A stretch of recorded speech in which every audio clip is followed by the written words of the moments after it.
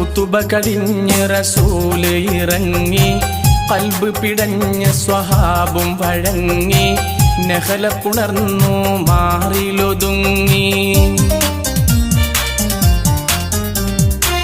ഖുതുബ കഴിഞ്ഞ് റസൂല് ഇറങ്ങി, ഖൽബ് പിടഞ്ഞ സ്വഹാബും വഴങ്ങി, നഹല പുണർന്നു മാറിലൊതുങ്ങി. ശരഫുറ്റൂർ മരത്തിന്റെ തടിമറിയിലമർത്തി വെച്ചേ, സ്വകാര്യമായി പറഞ്ഞതിൻ കരച്ചിലും അടക്കി വെച്ചേ. ശരഫുറ്റൂർ മരത്തിന്റെ തടിമറിയിലമർത്തി വെച്ചേ, സ്വകാര്യമായി പറഞ്ഞതിൻ കരച്ചിലും അടക്കി വെച്ചേ.